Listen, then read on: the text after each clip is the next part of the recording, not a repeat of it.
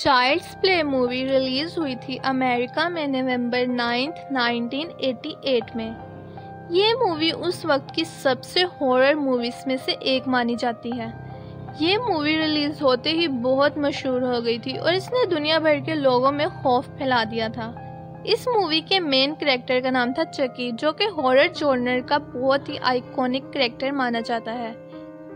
अभी तक child's play के कई पार्ट्स रिलीज हो चुके हैं, पर शायद बहुत से लोगों को ये नहीं पता कि चकी डॉल की कहानी एक रियल डॉल पे बेस्ड है, जिसका नाम था रॉबर्ट। कई साल पहले ईस्ट वेस्ट फ्लोरिडा में एक बहुत ही अमीर शख्स रहता था, जिसका नाम था थॉमस ऑटो। थॉमस ऑटो अपनी बीवी और बेटे के साथ बहुत ही बड़े बंगले में रहता था। उसके बेटे का नाम था रॉबर्ट। थॉमस ऑटो और उसकी बीवी दोनों का मिजाज बहुत सख्त था और वो दोनों घर में डिसिप्लिन की बहुत ज़्यादा पाबंदी करते थे।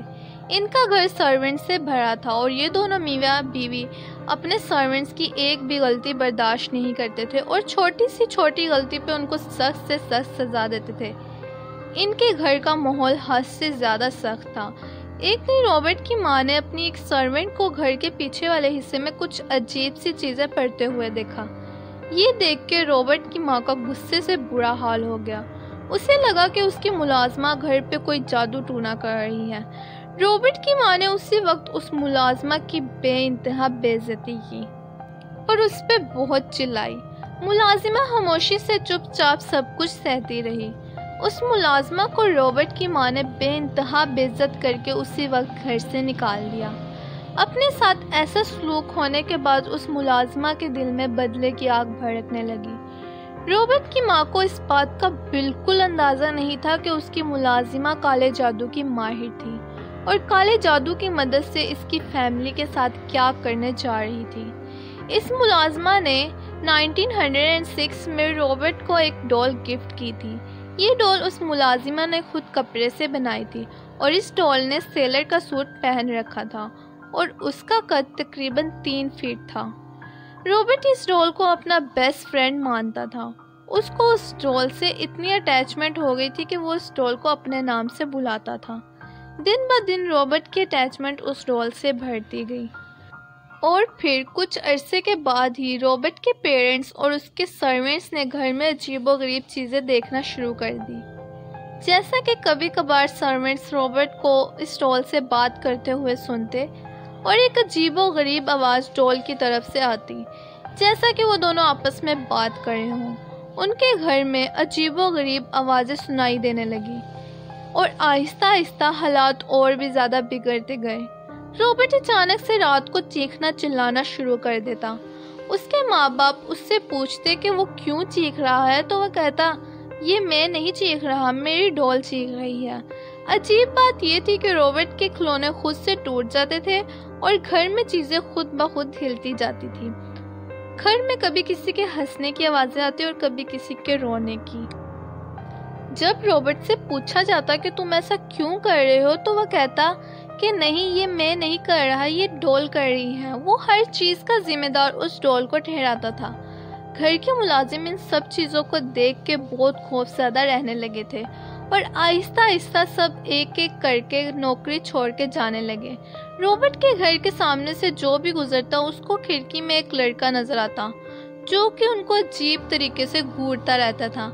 अक्सर पड़ोसी रॉबर्ट के पेरेंट्स को घर आके बताते कि आपकी खिड़की में कोई बच्चा बैठा है जो हमें अजीब तरीके से घूर रहा है। फिर आखिरकार सब अजीबोगरीब वाकया से तंग आकर रॉबर्ट के पेरेंट्स ने ये डिसाइड किया कि वो इस डॉल को एक डब्बे में बंद करके घर के पिछले हिस्से में एक स्टोर रूम में डाल देंगे और उन्होंने ऐसा ही किया। कई सालों तक ये डॉल स्टोर रूम में बंद पड़ी रही। वक्त गुजरता गया और रॉबर्ट बड़ा हो गया। उसकी शादी हो गई और वह एक बहुत ही मशहूर पेंटर बन गया। मगर उसकी पेरेंट्स की डेथ के बाद रॉबर्ट ने अपने उस पुराने दोस्त को दोबारा स्टोर रूम से बाहर निकाल लिया। रॉबर्ट की बीवी को यह बात बिल्कुल नागवार गुजरती थी कि उसको एक कपड़े की डॉल से इतनी अटैचमेंट है। रॉबर्ट की बीवी के लिए ये सब कुछ बहुत वेयर्ड था, मगर रॉबर्ट को किसी की परवाह नहीं थी। यहाँ तक कि उसने अपने घर का एक कमरा अपनी डॉल को दे दिया और सबसे ये कहा कि इस कमरे में किसी को जाने की इजाज़त नहीं है, क्योंकि ये सिर्फ मेरी डॉल रॉबर्ट का रूम है।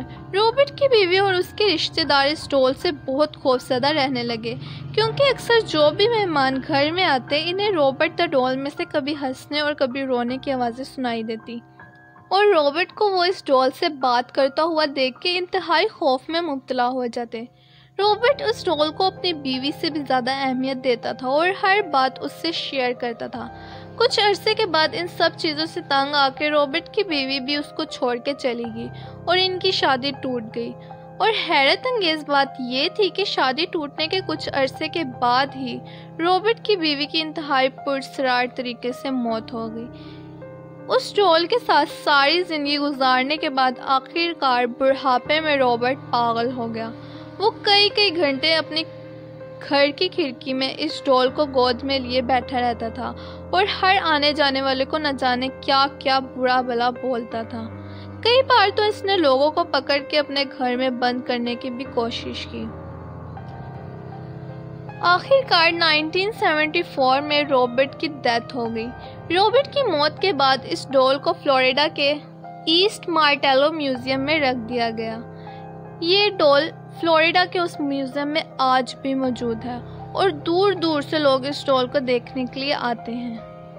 देखने में तो ये एक आम सी सादा सी डॉल है, जिसे देख के इस बात पे यकीन करना मुश्किल हो जाता है कि इसके पीछे इतनी खौफनाक कहानी छुपी होगी।